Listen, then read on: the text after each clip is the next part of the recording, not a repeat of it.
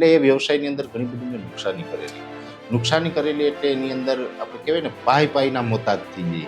આ પરિસ્થિતિમાં પણ હું ઘણી વખત મુકાયેલો છે એ સમયમાં. અને એ જે આપણો દુઃખનો પીરિયડ કહેવાય ને એ લગભગ 8 થી 10 વર્ષ ચાલ્યું. અને એ સમયગાળા દરમિયાન ખૂબ સંઘર્ષ કર્યા કે કહેવાય કે સમયાંતરે ઘરમાં આપણે શાકભાજી લેવાના પૈસા માટે પણ સંઘર્ષ કરતા હોય છે, દૂધનું બિલ આપવું હોય તો એના માટે પણ સંઘર્ષ કરતા હોય છે. હું એવો ખુદદાર માણસ કે હું કદાચ મૃત્યુ પસંદ કરું, કોઈ સગાવાલા કે મિત્ર મંડળ પાસેથી 5 રૂપિયા માગવાનો ક્યારેય હું પ્રયત્ન ન કરું કે એનો ઉપકાર મારી ઉપર હોય, અને એ પણ નબળા સમયની અંદર કોઈ પણ ઉપકાર હોય ને એ ખૂબ ગંભીર બાબત છે. મિત્રો, સંઘર્ષનો રસ્તો જ એક એવો રસ્તો છે કે જે આપણને સક્સેસ સુધી લઈ જાય. ગુજરાતની કોઈ એવી ચેનલ નથી કે એ ચેનલ ઉપર આપણો વેધરનો કાર્યક્રમ ન જતો હોય. સરળ ભાષામાં અમારે દર્શક મિત્રોએ સમજવું હોય કે વેધર પ્રિડિક્શન એકચ્યુઅલમાં થાય કઈ રીતે, એકદમ સરળ ભાષા. ચોક્કસ. જનરલી તમે જો કોઈ પણ દેશની અંદર સાયક્લોન આવે ને, સાયક્લોન પૂર્ણ થઈએ પછી ન્યૂઝમાં આવે આ સાયક્લોનમાં એટલા લોકોનો મૃત્યુ થયા. હું તમને વિશ્વાસ સાથે એક ચોક્કસ વાત કરું છું.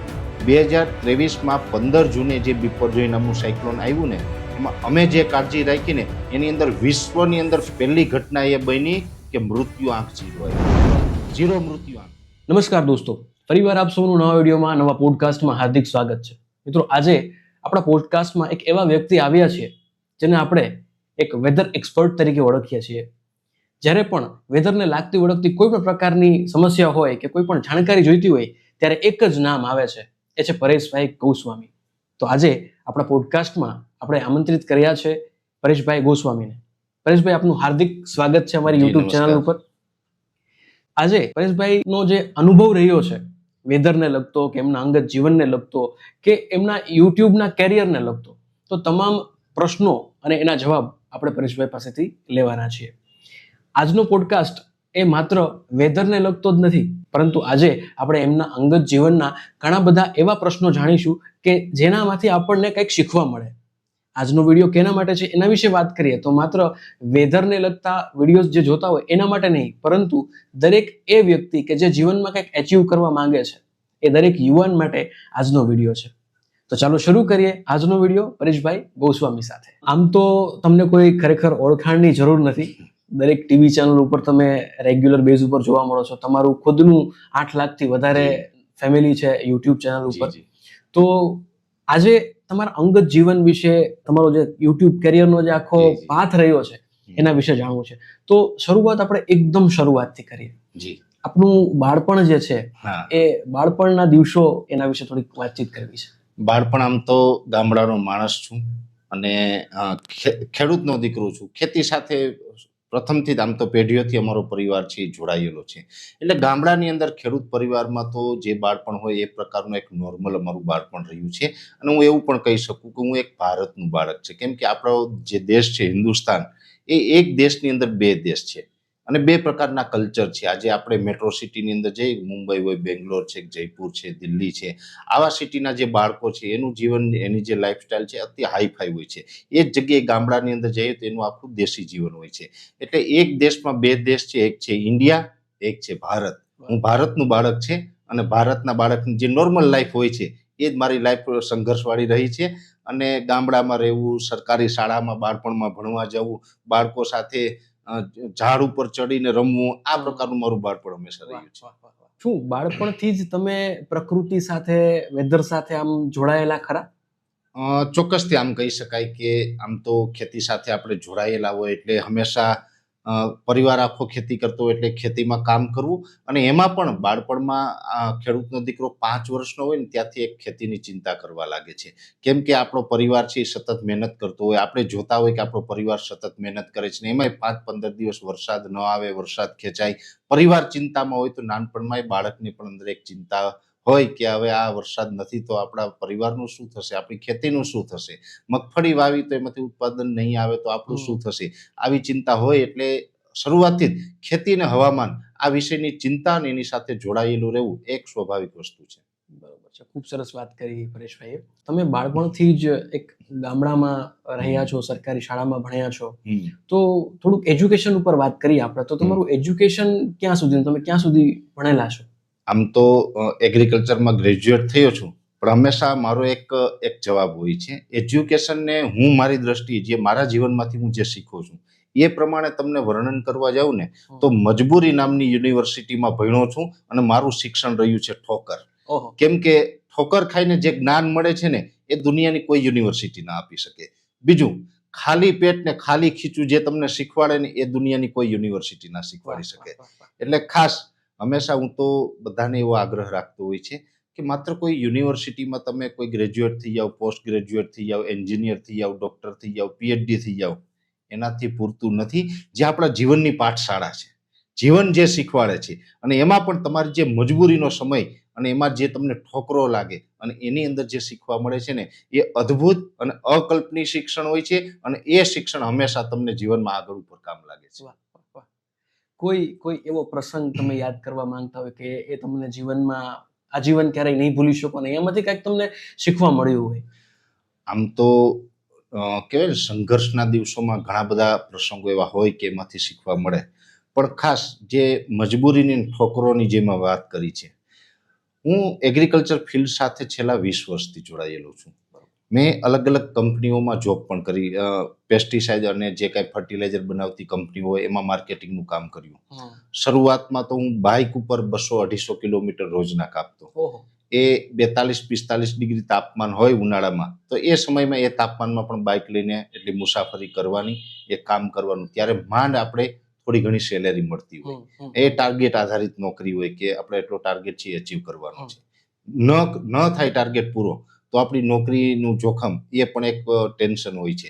એટલે એવા ટેન્શનની અંદર આવી આપણે જે નોકરી કરતા હોય એટલે એ નોકરી કરતા કરતા પછી આપણે સમયાંતરે એવું લાગે કે ભાઈ આપણે કેપેબલ થયા છે, હવે આપણે ઘરનો વ્યવસાય કરવો છે. એટલે મેં મારો પોતાનો પેસ્ટિસાઇડનો એક વ્યવસાય પણ ચાલુ કરેલો હતો. પણ ઘણી વખત એવું બને અને હું વ્યક્તિગત માનું છું કે મારા નસીબમાં ધંધો છે જ નહીં. બરોબર. મેં ઘણી વખત ટ્રાય કરી લીધી છે. પોતાનો વ્યવસાય કરવો એ મારા નસીબમાં નથી એવું મને વ્યક્તિગત લાગે છે.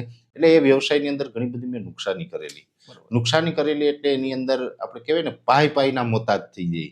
આ પરિસ્થિતિમાં પણ હું ઘણી વખત મુકાયેલો છે એ સમયમાં. અને એ જે આપણો દુઃખનો પીરિયડ કહેવાય ને એ લગભગ 8 થી 10 વર્ષ ચાલ્યું. અને એ સમયગાળા દરમિયાન ખૂબ સંઘર્ષ કર્યા કે કહેવાય કે સમયાંતરે ઘરમાં આપણે શાકભાજી લેવાના પૈસા માટે પણ સંઘર્ષ કરતા હોય છે, દૂધનું બિલ આપવું હોય તો એના માટે પણ સંઘર્ષ કરતા હોય છે, 100 રૂપિયાની વસ્તુ લેવી હોય તો એના માટે પણ આપણે સંઘર્ષ કરતા હોય છે. અને આ સમયની અંદર કહેવાય કે આમ તો આપણા સારા સમયની અંદર બધા સાથે હોય, પણ એક માન્યતા એ પણ છે અંજવાળું હોય ને ત્યારે આપણો પડછાયો હોય, જો અંધારું આવે ને ત્યારે પડછાયો પણ આપણો સાથ છોડી દે, આપણો પડછાયો સાથે નથી રહેતો. એટલે આ એક સત્ય હકીકત છે. આ જે મુસીબતના સમયમાં જેટલા લોકો તમારી સાથે હોય છે ને એ જ તમારા સાચા મિત્ર કે સાચા સ્નેહીજન કહી શકાય. પણ આ પરિસ્થિતિની અંદર મેં પણ ઘણા બધા લોકોને જોયા, માપ્યા, તાગ્યા. આમ કહી શકાય કે નજીકના સગા હોય ને એ પણ આપણો ફોન ઉઠાવતા બંધ થઈ જાય. એ પણ પછી આપણે ક્યારેય સામેથી સંપર્ક ન કરે, આપણી ઘરે ન આવે. એને પણ એવો ડર હોય કે કદાચ હવે પાસે કાંઈ છે જ નહીં, જશું વળી કદાચ 1000 રૂપિયા ઉછીના માગશે તો શું થશે. હા, પણ હું તો એવો ખુદદાર માણસ હતો. હું એવો ખુદદાર માણસ કે હું કદાચ મૃત્યુ પસંદ કરું કોઈ સગાવાલા કે મિત્ર મંડળ પાસેથી 5 રૂપિયા માગવાનું ક્યારેય હું પ્રયત્ન ન કરું કે એનો ઉપકાર મારી ઉપર હોય અને એ પણ નબળા સમયની અંદર કોઈ પણ ઉપકાર હોય ને એ ખૂબ ગંભીર બાબતો છે. એનું હું તમને એક ઉદાહરણ આપું. દાખલા તરીકે મારી જે તે સમયે પરિસ્થિતિ વિકટ આવી પણ મને એક અંદરથી વિશ્વાસ ચોક્કસ હતો, મને મારા ઉપર વિશ્વાસ હતો કે હું સંઘર્ષ કરીશ. આ સંઘર્ષના સમયમાં આ હું સમય છે પસાર કરીશ. આ સમય પસાર થશે. આ એક નબળો રસ્તો છે, રોદાવાળો રસ્તો છે, પણ આ રસ્તો પૂર્ણ થશે તો મેન હાઈવે આવવાનો છે, 6 લેન આવશે, એના ઉપર મારી ગાડી પૂરપાટ દોડવાની છે. પણ મને ત્યારે એ પણ ખબર હતી નબળા સમયમાં હું કોઈની પણ મદદ લઈશ ને તો આજે 5-15 દિવસ મદદ કરશે, પછી જીવનભર મારે એમનો આભારી રહેવું પડશે. અને એ મને પસંદ નહોતું એટલે મેં કોઈની મદદ પણ નથી લીધી જે તે સમયે. અને કદાચ મેં મદદ માગી હોત તો મને એક પણ ખબર છે કે કોઈ મદદ કરવા તૈયાર હતું પણ નહીં ત્યારે. એટલે આ એક યાદગાર પ્રસંગ મારો કહી શકાય. નબળી પરિસ્થિતિમાં ખૂબ સંઘર્ષ કર્યો, પણ એ સંઘર્ષના સમયમાં પણ પરિવાર અને ખાસ કરીને મારા પત્નીનો ખૂબ સાથ સહકાર રહ્યો છે. એમને ખૂબ હિંમત આપી, મોટિવેશન આપ્યું અને સંઘર્ષમાં દરેક જગ્યાએ ડગલે ને પગલે સાથ આપ્યો ને જેને કારણે અમે આ સંઘર્ષમાંથી ઉભરીને અત્યારે આગળ હાઈવે ઉપર ચડ્યા છે. ખૂબ ખૂબ સરસ વાત કરી. અને મિત્રો સંઘર્ષનો રસ્તો જ એક એવો રસ્તો છે કે જે આપણને સક્સેસ સુધી લઈ જાય. બિલકુલ. તમે તમારા પત્નીને યાદ કર્યા છે તો જી. બેનને ખૂબ ખૂબ અભિનંદન પાઠવીશ કે તમે ભાઈને એટલો સપોર્ટ કર્યો છે. દરેક ગૃહિણી, દરેક પત્નીએ પોતાના જીવનસાથીને આ રીતે સપોર્ટ કરવો જ જોઈએ. તો ખૂબ સરસ તમે વાત શેર કરી. એક અનુભવ તમારો જે છે એ લોકોને ખૂબ જ ગમ્યો હશે. વેધરમાં તમે જે આગાહી કરો છો જી એ જીવનનો વળાંક તમારા જીવનમાં ક્યારે આવ્યો કે ભાઈ તમે ક્યારથી એ વસ્તુની શરૂઆત કરી? તમને એવું ક્યારે લાગ્યું કે ભાઈ મારે એક વેધર એક્સપર્ટ તરીકે હવે આગળ વધવું છે? એમાં મિલનભાઈ એવું છે, આમ તો મારો જે નાનપણથી વિષય રહ્યો મેં આપને જણાવ્યું એમ કે ખેતી સાથે જોડાયેલો પરિવાર હોય એટલે નાનપણમાં પણ આપણે એક ચિંતા હોય હવામાનની શું થશે શું નહીં થાય. ત્યારે પણ ઘણા બધા આપણે ચડાવ ઉતાર આવીએ. મારે તો ઘણી બધી એવી કહાની છે. મારા એક સેઠા પાડોશી હતા, એ પણ કહેતા કે ભાઈ તું કંઈક સારો જાણકાર બનતો આની માહિતી મળે.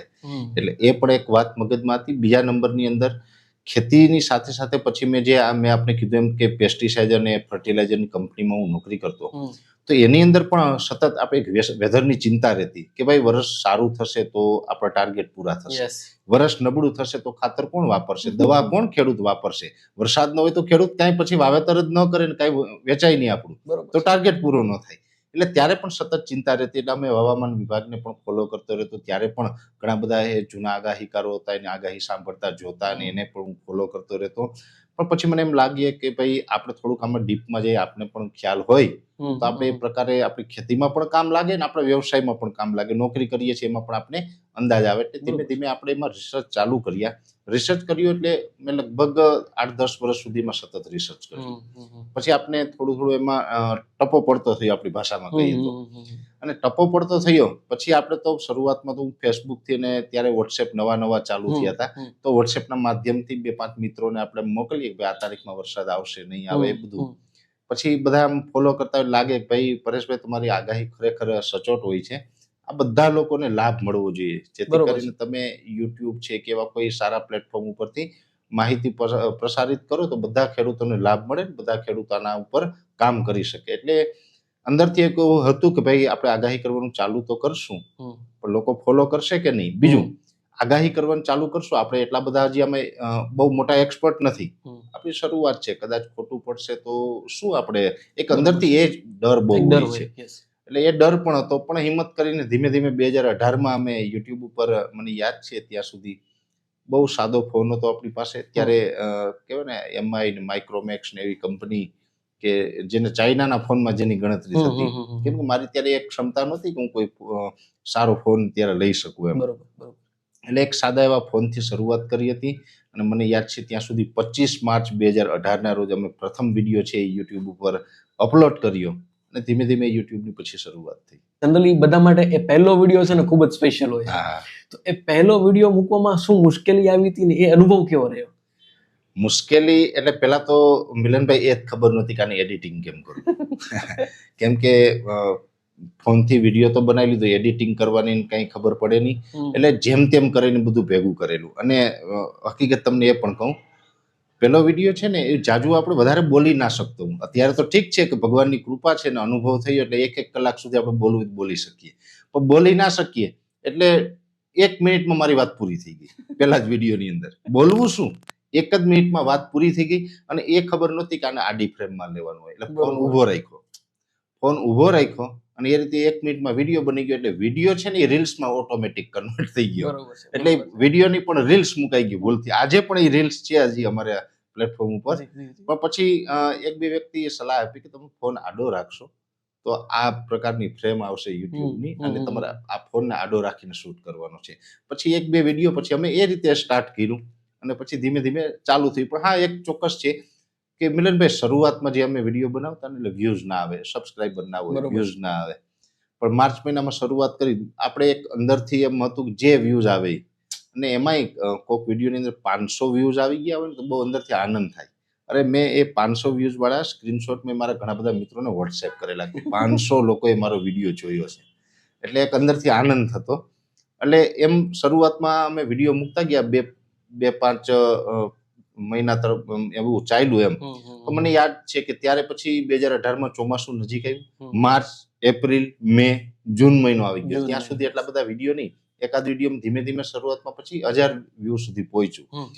પણ એમાં ચોમાસું નજીક આવ્યું અને એમાં મેં 2018ના ચોમાસાનો એક વિડીયો બનાવ્યો હતો. 2018નું ચોમાસું સંપૂર્ણ કેવું રહેવાનું છે, વાવણીનો વરસાદ ક્યારે પડશે, અને ત્યારે મિલનભાઈ ચોમાસું લેટ હતું એ વર્ષે. એટલે મને યાદ છે તમામ આગાહીકારો હતા ને એની આગાહી પૂરી થઈ ગઈ, પણ વરસાદ ના આવ્યો. પણ ત્યારે મેં કીધું હતું કે ચોમાસું લેટ આવશે અને ચોમાસાની જે કહેવાય ને શરૂઆત છે આ તારીખથી થશે એમ મેં વિડીયોમાં કીધેલું. બરોબર. એટલે બધા લોકો એમ કે ભાઈ બધાની આગાહી પૂરી થઈ ગઈ. તો પછી મારા વિડીયોમાં કંઈક 1000-1500 વ્યૂઝ હતા ને પછી બધા એ શેર કરવાનું ચાલુ કર્યું કે હજી પણ એક વ્યક્તિ એવો છે કે જેને પ્રિડિક્શન આપ્યું, એની આવું પ્રિડિક્શન આપ્યું કે ભાઈ ચોમાસું લેટ જ છે, તો હજી રાહ જોઈએ આમાં શું થાય. અને લોકોએ બહુ શેર કર્યું. એટલે અચાનક જ થોડાક ટાઈમ પછી એમાં વ્યૂઝ આવવાનું ચાલુ થયું. એટલે મેં જોતો હતો ને આમ રેગ્યુલર કયા વિડીયોમાં કેટલા વ્યૂઝ છે, તો અચાનક એ વિડીયો ચાલ્યો ને તો એ વિડીયોની અંદર 10,000 વ્યૂઝ આવ્યા. એટલે મને બહુ આશ્ચર્ય થયું ને એની તો મેં ખુશી વ્યક્ત કરી અને કહેવાય ને કે એની મેં પાર્ટી રાખી ઘરે કે 10,000 વ્યૂઝ આવ્યા છે આપણા વિડીયોમાં. એટલે અમે ખૂબ આનંદમાં બધા આવી ગયા કે ભાઈ 10,000 વ્યૂ આવ્યા, આપણે બહુ લોકો જોઈ લીધો છે એમ. પછી તો ધીમે ધીમે એ આખા ચોમાસા દરમિયાન આખા ચોમાસાનો કાર્યક્રમ તો લોકો શેર કરતા ગયા ને એ વિડીયો આજની તારીખે લગભગ 5 લાખ છે એમાં વ્યૂઝ.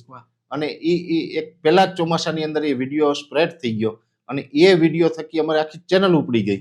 અને એ આખી ચેનલ ઉપડી ગઈ પછી તો બધા જ વિડીયોની અંદર લાખો વ્યૂ આવતા થઈ ગયા. એટલે આમ કહી શકાય કે શરૂઆતમાં 2, 4 કે 6 મહિનાનો સંઘર્ષ કરો, પણ યુટ્યુબ ઉપર એટલો બધો સંઘર્ષ નથી. હા, એક છે કે અમને જ્ઞાન નહોતું યુટ્યુબનું, એટલે એમાં બહુ હેરાન થયા. શરૂઆતમાં જે સંસાધનોની જરૂર પડે એવા કોઈ ઓજાર નહોતા આપણી પાસે, એ હથિયાર નહોતા ટૂંકમાં, લાઇટિંગ છે, ટ્રાયપોડ છે, આ કોઈ વસ્તુ નહીં. એટલે એમાં બહુ દુઃખી થયા. અને એ વસ્તુ લેવા માટેના પૈસા પહેલા તો ખાસ આપણી પાસે એટલું બધું બજેટ નહોતું, કેમ કે ત્યારે તો શું નોકરી કરતા હોય, થોડો ઘણો પગાર આવે, એમાંથી પરિવારનું ગુજરાન ચલાવવું કે આ બધું લેવું, આ બહુ મોટી સમસ્યા હતી. પણ ચેનલ ઉપર વિડીયો બહુ ચાલતા થઈ ગયા. પછી તો હું આપણે જુનાગઢમાં એક વણઝારી બજાર છે ત્યાંથી ઓલું લાઇટિંગ ચાઇનાનું મળતું હોય, 50-50 રૂપિયા વાળી 2 લાઇટ લઈ આવ્યો. બરોબર, 100 રૂપિયાના બજેટમાં 2 લાઇટ લીધી અને પછી એ લાઇટ કરીને અમે વિડીયો ચાલુ કર્યા. ને ત્યારે મારું ઘર પણ નાનું હતું, તો એ ઘરની અંદર ઘણી વખત અનુકૂળ ના આવે, અનુકૂળતા ન હોય તો પછી અમે કિચનમાં પણ એ રીતની ગોઠવણ કરી અને વિડીયો બનાવતા. અને કિચનમાં વિડીયો બનાવો એટલે પહેલા તો બધું છે ને કિચન ખાલી કરવાનું, ડિસ્પ્લે આપણે કહીએ ને કિચનની, બધું વાસણ ને રાખ્યા હોય. તો એક દેશી જીવન હતું ને એ પ્રકારનું આપણું સામાન્ય ઘર હતું એમાં એ સમયનું. તો એ કિચનમાંથી વાસણ ને બધું હું મારા પત્ની હટાવીએ, વિડીયો બનીએ, પછી પાછું ગોઠવવાનું બધું. એટલે આ રીતે અમે કરતા હતા. પણ ધીમે ધીમે પછી યુટ્યુબમાં જેમ આ બધું સ્પ્રેડ થતું ગયું, ખેડૂતોનો પ્રેમ મળતો ગયો, પછી તો યુટ્યુબમાંથી આવક થાય. એટલે અમે એમ કરતા ભાઈ નોકરીની આપણે આવક છે, આપણે એમ કઈ યુટ્યુબની અત્યારે હાલ તાત્કાલિક જરૂર નથી, પણ એમાંથી જે પેલું પેમેન્ટ આવ્યું ને તો એમાંથી પછી મેં ટ્રાયપોડ ને લાઇટ ને ધીમે ધીમે બધું વસાવવાનું ચાલુ કર્યું. અને પછી ધીમે ધીમે બધાનો સાથ સહકાર પણ મળતો ગયો.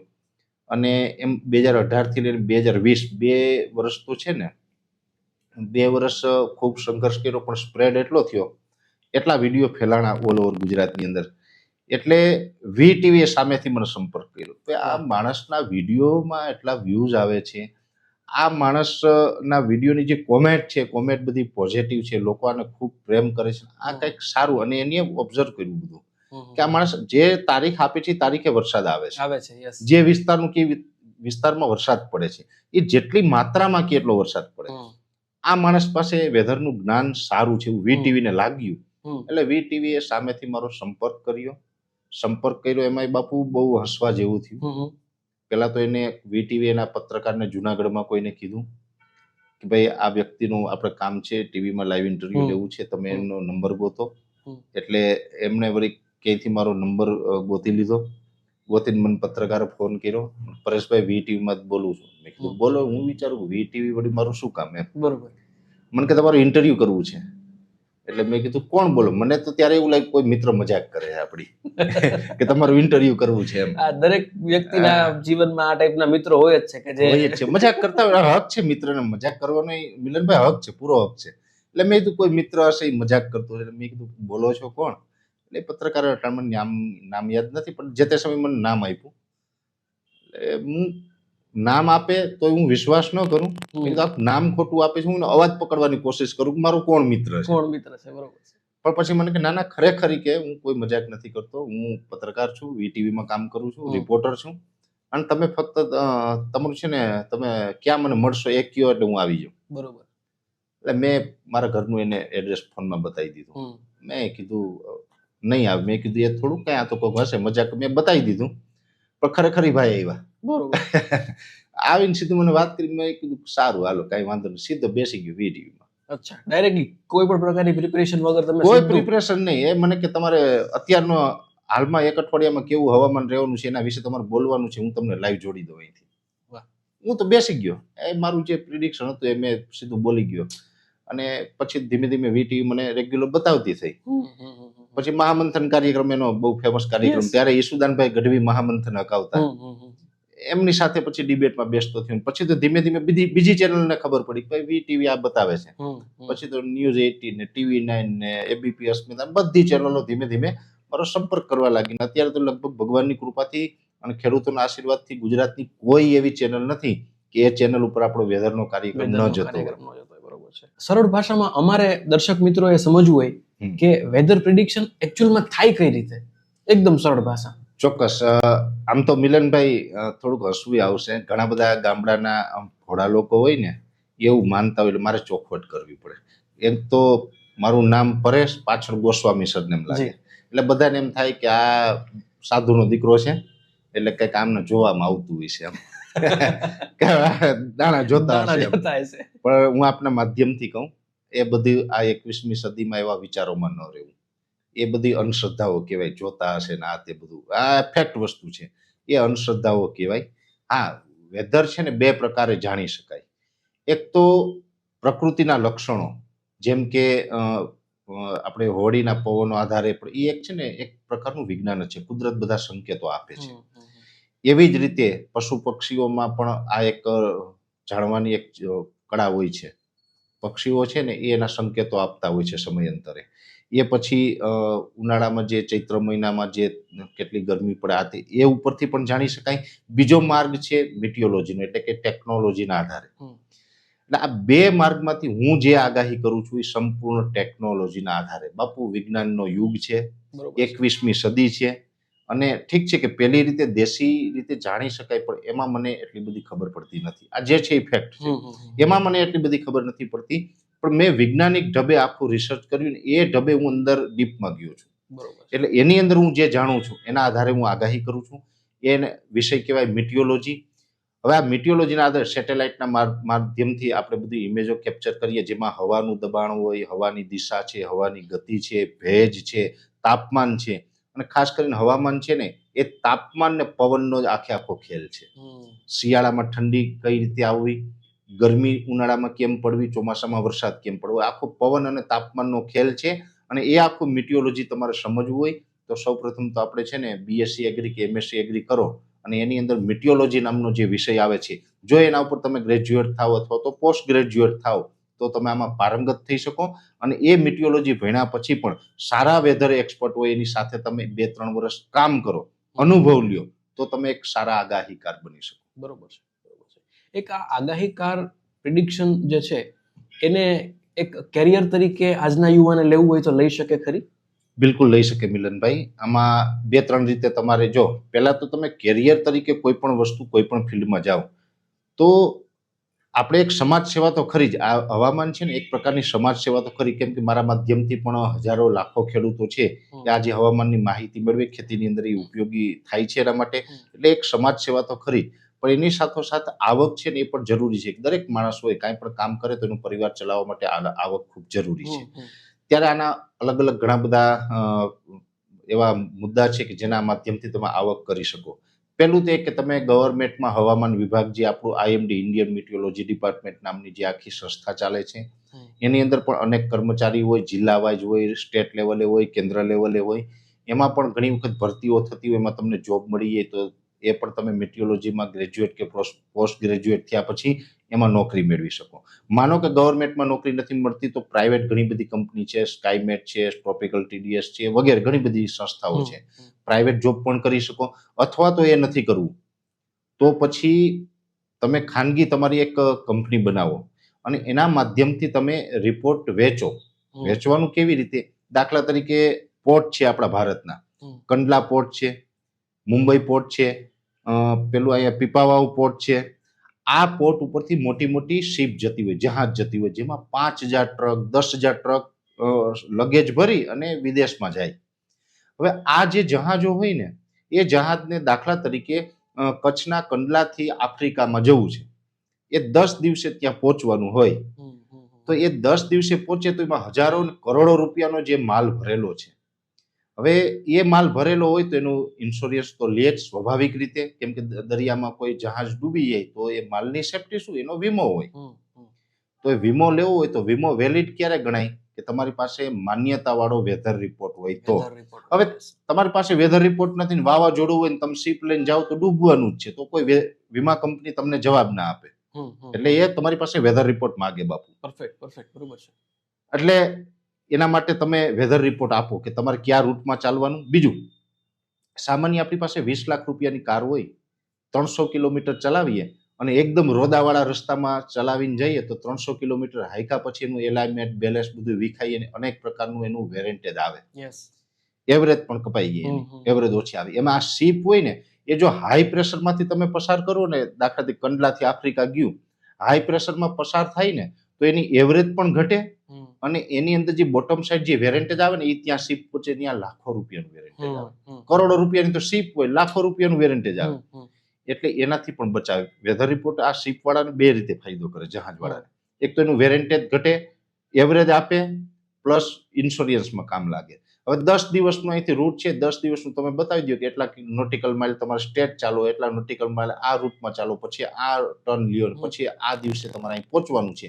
આખો રિપોર્ટ બનાવી દો જેમાં એનો કોઈ હવામાન અસર ન કરે, એને હાઈ પ્રેશર ન નડે, લો પ્રેશર ન નડે, અને એવા રૂટમાંથી તમે એને 10 દિવસનો રૂટ બનાવીને આપો તો એનો તમે જે તે ચાર્જ રાખો એ રાખી શકો. બરોબર. અને વેચે છે. આમ તો એક્ઝામ્પલ તરીકે કોઈને જાણવું હોય તો હું કહું લગભગ છે ને, તમે 10 દિવસનો રિપોર્ટ બનાવવો હોય ને તો લગભગ કલાકથી 1.5 કલાકનો સમય લાગે કે 10 દિવસનો રિપોર્ટ બનાવ્યો.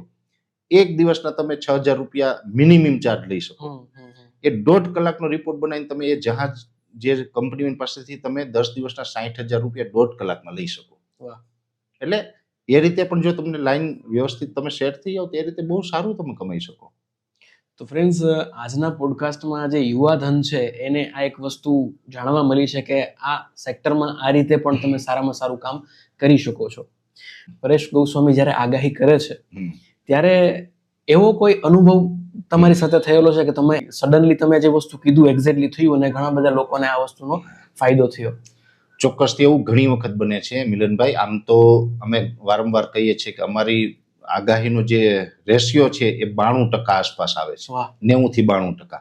એટલે 100 વખત આગાહી કરીએ તો 90 કે 92 વખત સાચી પડે, 8-10 વખત ખોટી પડે. બરોબર. અને એટલું તો વેરિએશન આવવાનું.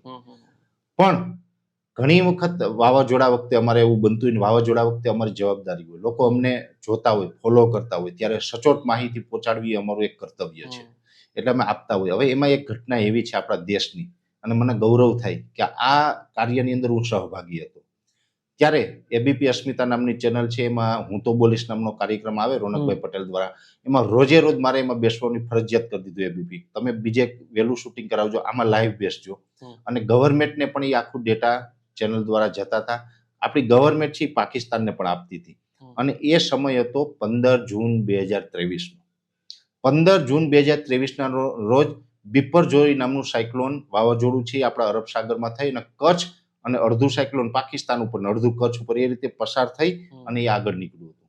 અને એ એટલી તીવ્રતા સાથે લેન્ડફોલ થયું કે જેની અંદર ઘણી બધી નુકસાની થાય સ્વાભાવિક રીતે.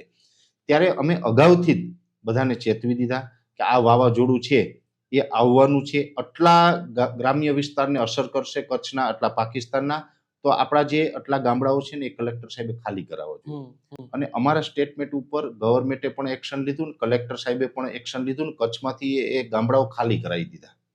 એ ખાલી કરાવ્યા, અમે જે ટાઈમ આપ્યો તો એ ટાઈમે એ સાયક્લોન છે ત્યાંથી લેન્ડફોલ થઈને આગળ નીકળ્યું ને. એટલે મિલનભાઈ, જનરલી તમે જો ને કોઈ પણ દેશની અંદર સાયક્લોન આવે ને, સાયક્લોન પૂર્ણ થઈ પછી ન્યૂઝમાં આવે કે આ સાયક્લોનમાં એટલા લોકોનો મૃત્યુ થયા. હું તમને વિશ્વાસ સાથે એક ચોક્કસ વાત કરું છું, 2023માં 15 જૂને જે બિપરજોય નામનું સાયક્લોન આવ્યું ને, એમાં અમે જે કાળજી રાખીને એની અંદર વિશ્વની અંદર પહેલી ઘટના એ બની કે મૃત્યુ આંક 0 આવ્યું. વાહ. 0 મૃત્યુ આંક. અને એનો મને આનંદ થાય કે હું મારા દેશ માટે આ કરી શકું, નાગરિકોને ક્યાંય મૃત આંખથી બચાવી શકો, ઘાયલ થતા બચાવી શકો. અને લોકોને અમે જેટલા વિસ્તારો કીધા હતા એ વિસ્તારો સરકારે પણ ખાલી કરાવ્યા, એટલે સરકારનું પણ એમાં ખૂબ સારી કામગીરી હતી. બરોબર છે. સરકારે ખાલી કરાવ્યા તો અમે આ એક નુકસાનીથી દેશને બચાવી શક્યા છે. એટલે એ વાતનો ખૂબ આનંદ છે આજે પણ. જે પરેશભાઈ તમે ખૂબ સરસ આ એક વાત શેર કરી, એમનો અનુભવ શેર કર્યો અને ખરેખર દરેક ગુજરાતીએ ગર્વ લેવા જેવી વાત છે.